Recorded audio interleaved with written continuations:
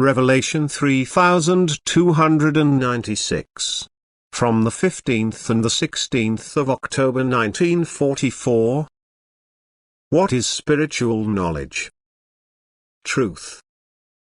To push people's thinking into a different direction against their will would be completely useless for their souls. They must strive to change out of their innermost impulse. Only then will a change of thinking also take place, and only then is the truth to be conveyed to them so that they can examine it themselves, that is, take a stand on it and, with a serious will, also recognize it as truth. It is a false assumption that a person's intellect cannot join the pure truth and that the person therefore cannot be held responsible because he is endowed by God with the gift of intellect which makes it impossible for him to accept the truth.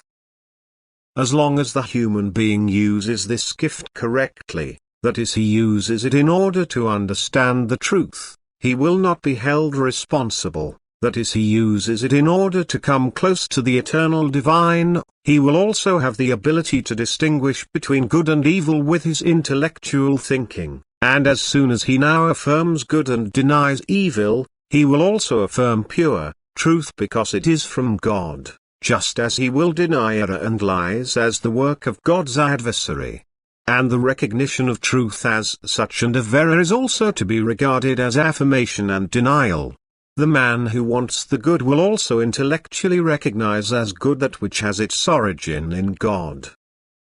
But if his will resists a serious examination, or if he is prejudiced against spiritual knowledge imparted to him, then also the feeling for good and evil is still weakly developed in him, and then he also resists accepting the truth. He also does not stimulate his intellectual thinking because he does not seriously take a stand but rejects it because he does not want to accept it. And then he cannot be instructed or changed in his rejection. His will turns against it, and this decides. He is not yet mature for the truth, otherwise he would desire it and hold on to it if it is offered to him. For the desiring one also recognizes it for what it is. The one who desires the truth also desires God at the same time, no matter how he imagines the eternal deity. He recognizes her and turns to her through his desire, for God and truth are one.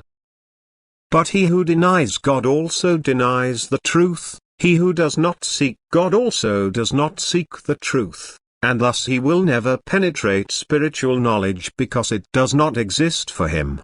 There is a knowledge which eclipses all earthly knowledge, even if it cannot be proven, for knowledge is everything that gives enlightenment, be it in an earthly or spiritual sense.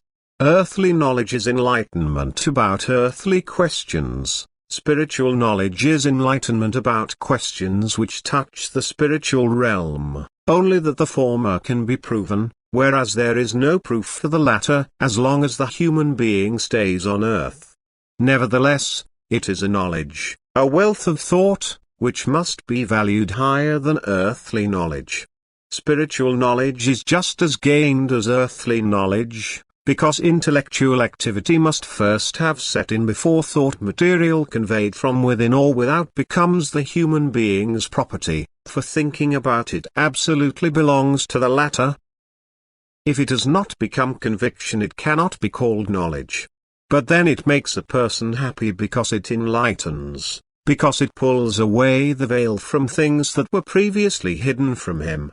And a person can call himself knowledgeable if he has solved questions and the result fully satisfies him, but only if he has found the result with the assistance of the Divine Spirit. By appealing to God for enlightenment and right thinking. For even the wrong thinker can be convinced of the truth of that which was imparted to him in error.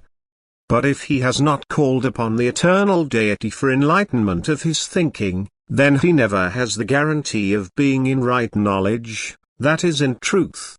For God alone is the giver of truth, because he himself is truth. God does not depart from his conditions under which he distributes truth. But the first condition is the recognition of himself. Whoever does not recognize God, whoever denies him, his thinking cannot be right, because he is under the spell of the one who pulls against the truth. And until he turns to the giver of truth in prayer so that he will guide him into the right knowledge, his thinking will remain wrong and produce results which completely contradict the truth. And it will not be right with him, for God's adversary likewise fights with sharp weapons, since he strives to suppress the truth and to completely blind people's thinking.